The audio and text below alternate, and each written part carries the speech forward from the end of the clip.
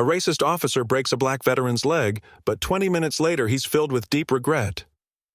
James Carter was a man of quiet dignity and unwavering determination. At 54, he carried the weight of a lifetime of service on his shoulders. As a retired Army sergeant who had endured 3 grueling tours in Afghanistan, he bore scars both visible and invisible. His limp, a constant reminder of the shrapnel he had taken while protecting his squad from enemy fire, was more a badge of honor than a burden. James was proud of what he had given for his country, even though the world often failed to recognize and reward his sacrifice. To him, his small, quiet hometown seemed like a fitting place to live out the next chapter of his life. Every morning, James followed a familiar routine. A slow walk to the local park, where he would stretch his numb leg on the benches and exchange pleasantries with the regulars. The townspeople knew him well. Mr. Carter, the veteran who never asked for much and was always willing to help. Today seemed to be no different. The early fall breeze was cool, and James headed to the corner store to buy a bottle of water before heading home. Inside the store, the cashier greeted James warmly. "Good morning, Mr. Carter. Your regular schedule?" James smiled. "Good morning, Rebecca. Just water today." He paid with exact change and stayed a moment to chat about his children. As James stepped out into the sunlight, he felt the familiar ache in his leg and adjusted his pace. However, his peaceful day was shattered the moment he saw the patrol car parked at the curb. Inside the patrol car was Officer Brian Daniels, a name heard with disdain among the city's black residents. Daniels had been on the force for 5 years, and in that time, he had earned a reputation for aggressive behavior, particularly toward people of color. He often used his badge as a shield for his rampant prejudices, prowling neighborhoods and profiling anyone who didn't meet his narrow definition of respectable. When Daniels saw James, his eyes narrowed. For him, seeing an older black man limping out of the store was enough to arouse suspicion. His hand reflexively rested on his holstered gun as he opened the car door. "Hey, you!" Daniels shouted, his voice high and authoritative. James paused, confused, and turned to the officer. "Can I help you, officer?" he asked, his tone calm and measured. Daniels moved closer, his stance aggressive. "What are you doing around here?" James frowned, unsure how to answer that question.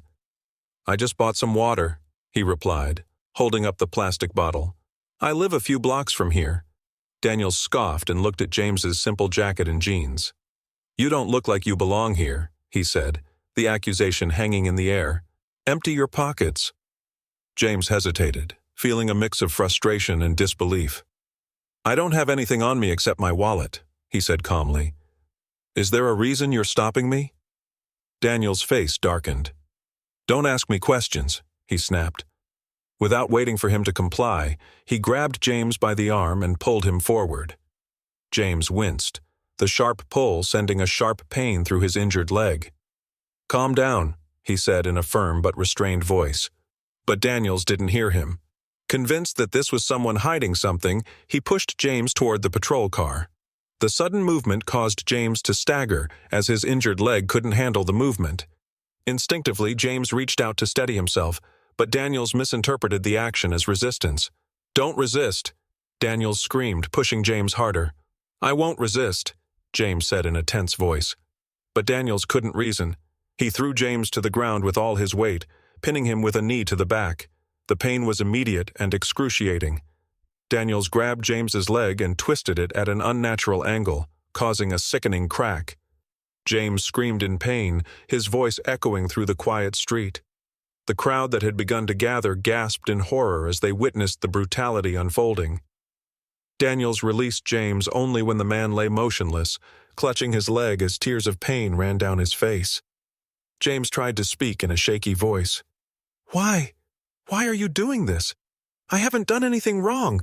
Daniels stood before him, his expression unreadable, though his actions spoke volumes. He reached for his radio to call for backup and left James on the cold pavement.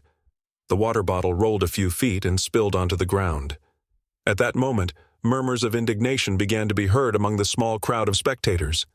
"That man did nothing!" someone shouted. "He's a veteran!" another voice added. "How could you treat him like that?" Daniels looked at the growing crowd and moved his hand toward his holster as if to reassert control. "Back off!" he shouted, raising his voice. But the damage had already been done. The image of James, broken on the ground, his face disfigured by pain, was burned into the minds of everyone present.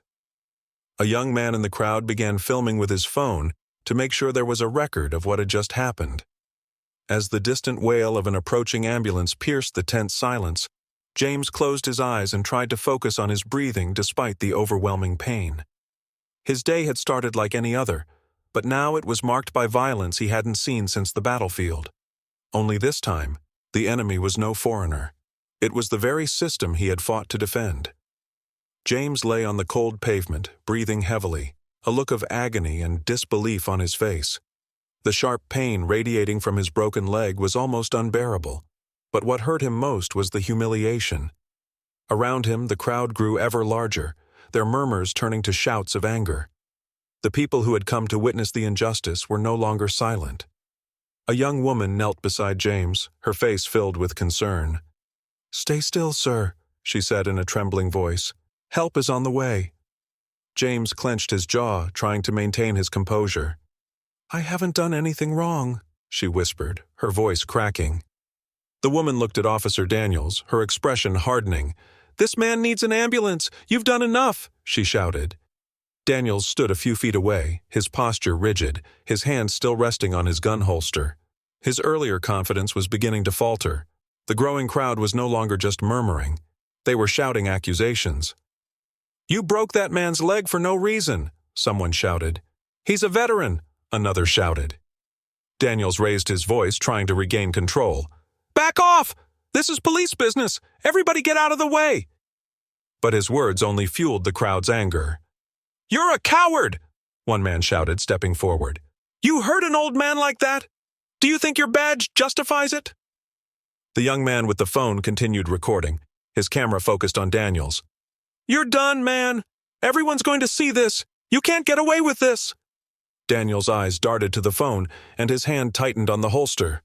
"I said get back!" he shouted again, his voice cracking under the pressure. Despite his threat, the crowd refused to disperse. Instead, they grew louder, their voices forming a collective shield around James. The man lying on the ground was no longer just an individual. He was a symbol of all the injustices they had witnessed but could not stop. And now, they would not allow this moment to go unnoticed. The sound of sirens broke the tension. An ambulance, lights flashing, pulled up to the curb. Two paramedics jumped out and ran to James. They knelt beside him to assess the severity of his injuries. "Sir, can you hear me?" one of them asked in a calm, professional voice. James nodded weakly and winced as his leg was carefully moved. The pain was excruciating, but he gritted his teeth and refused to let Daniels see him break. The paramedics worked quickly, placing a temporary splint on James's leg and preparing him for transport. As he was lifted and placed on the stretcher, the crowd parted, their faces filled with concern and fury. James turned his head toward Daniels, his voice low but firm despite the pain. "I fought for this country," he said, his words cutting through the noise. "For your freedom, and this is how you repay me?" Daniels didn't answer.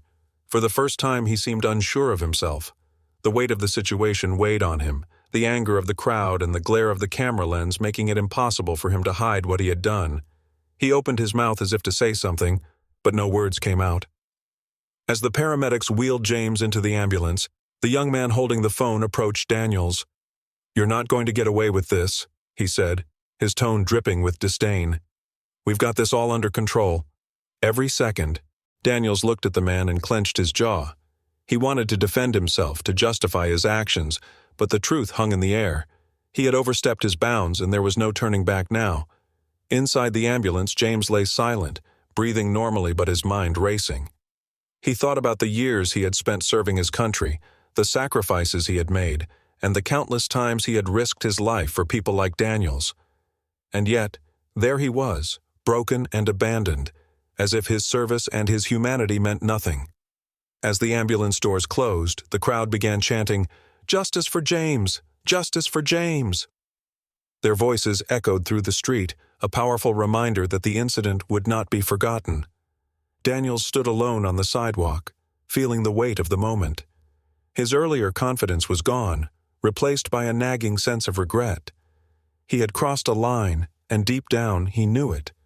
The faces of the crowd stuck in his mind, their anger a reflection of his failure. And as the ambulance disappeared into the distance, Daniels realized he would have to face the consequences of his actions, whether he was ready or not. Daniels sat rigid in Captain Reynolds' office, his mind racing as the weight of the situation pressed down on him. The fluorescent lights above seemed harsher than usual, their glare reflecting off the polished badge he wore pinned to his chest. The thick file Reynolds had left on the desk sat between them, its contents a damning reminder of the man whose leg Daniels had broken just hours before. "Do you have any idea what you've done?" Reynolds asked, his voice high and unyielding. Daniels looked down and gripped the arms of his chair. "I thought he was resisting," he muttered, though the words sounded hollow even to his own ears. Reynolds's expression darkened. "Did you think?" "You didn't think at all. That man, James Carter, is a decorated war hero. 3 tours in Afghanistan, a Purple Heart. The kind of guy who risked his life for this country, for people like you. And you left him lying on the street like a criminal." Daniels shifted uncomfortably. "I didn't know who he was." "That's the problem, isn't it?" Reynolds replied. "They didn't take the time to find out. They didn't ask questions. They didn't assess the situation. They saw a black man walking out of a store and decided he was guilty of something. Do you know what this looks like to us? To you?" Daniel's stomach turned. He had always prided himself on being a tough but fair officer, but the scene on the street replayed in his mind, James lying on the ground, clutching his leg, his face contorted in pain. The crowd was screaming for justice. The camera phone was pointed right at him, and James's words, low and firm, cutting through the chaos. "I served this country, and this is how they treat me?" Reynolds opened the file and slid a photo across the desk. It was a younger James Carter, standing proud in his uniform, his chest adorned with medals. The image of a man who had given everything for a nation that had, in return, failed him. Daniels looked at the photo and felt a tightness in his chest. "I didn't mean to hurt him," he said quietly. Reynolds leaned forward, his voice icy. "But you did, and now everyone knows. That video is everywhere. City Hall is putting pressure on me, demanding accountability. And Carter? He's pressing charges." Daniels's heart sank. He'd dealt with allegations before, accusations of excessive force, racial bias, but they had always been covered up. This felt different, bigger. He could feel his career, his reputation, slipping through his fingers. Reynolds wasn't done. "Do you even know what he was doing when you stopped him?" "He was buying a bottle of water after his morning walk. That's all. The man walks every morning to stretch his injured leg. The leg he hurt saved his squad from an ambush." Daniel's mind spun. He had assumed James was up to no good because of his limp, his plain clothes, and his calm demeanor. But now, faced with the truth, Daniels felt a pang of something he hadn't expected. Guilt. Reynolds sat back in his seat and shook his head. "You have a choice, Daniels. You can keep making excuses or you can start taking responsibility. Because this isn't going away." For the rest of the day, Daniels couldn't escape the weight of what he'd done. Every officer in the station seemed to avoid his gaze. His phone constantly vibrated with notifications, news alerts, messages from colleagues, and links to the video that had now gone viral. He didn't have the courage to watch it. Later that night, Daniels sat alone in his small apartment, eerily quiet, save for the faint hum of the television in the background. He finally opened his laptop and searched for James Carter. Articles and photographs flooded the screen, stories of bravery, interviews with former squad members calling him a hero, and images of James smiling proudly with his medals. Daniel scrolled through the stories, each one adding to the knot of shame tightening in his chest. This wasn't just a name on a report or a wounded man on the street. This was someone who had lived a life of sacrifice and service, someone who deserved respect, not brutality. For the first time in his career, Daniels felt the full weight of his badge, not as a symbol of authority, but as a reminder of the responsibility he had failed to fulfill. He thought of the people in the crowd, their anger and disgust directed directly at him. He thought of the young man with the camera phone who had refused to let him go unheeded.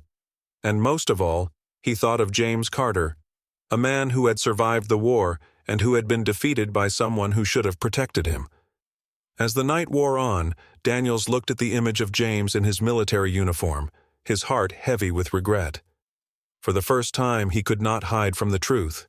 He had let his prejudices blind him, and the consequences were irrevocable. As the fallout from the incident spread like wildfire, Officer Daniels found himself at the center of a firestorm he could no longer control. The video of him breaking James Carter's leg had become a symbol of everything that was wrong with law enforcement: unchecked authority, racial bias, and lack of accountability. Protesters gathered outside the station daily, holding signs with phrases like, "Justice for James," and "Heroes deserve better." The chants grew louder each day, echoing in Daniels' mind long after he had gone home.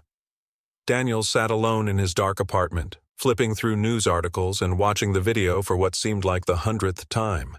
Each rewatch brought with it a new wave of regret. He had once seen himself as a protector, someone who upheld the law and kept his community safe. But now, the image staring back at him on the screen was that of a man abusing his power, a man whose actions had left an innocent person permanently scarred. The department's investigation was quickly concluded, as the evidence was conclusive. Daniels was charged with excessive use of force and recklessly endangering others, and the city announced his immediate termination. His badge and gun were taken away in a brief, humiliating ceremony, witnessed by his colleagues, many of whom now shunned him altogether. What hurt even more than the loss of his career was knowing that his actions had become a cautionary tale, shared and condemned by millions of people. Meanwhile, James Carter's recovery was slow but steady. Doctors had warned him that the injury would take months to heal and that his mobility might never fully return. Yet, despite the pain, James refused to let the incident define him as a victim. From his hospital bed, he began to speak out, using his voice to highlight the broader issues of racial discrimination and police brutality. "It's not just about what happened to me," James told a reporter during a televised interview. His face was pale and his leg was in a cast, but his voice was firm. "It's about accountability, about making sure no one else has to go through what I went through." James's quiet strength resonated with people across the country. Veterans organizations rallied around him, organizing fundraisers and sending messages of support. His former military buddies visited him regularly, each reminding him of the lives he'd saved and the sacrifices he'd made.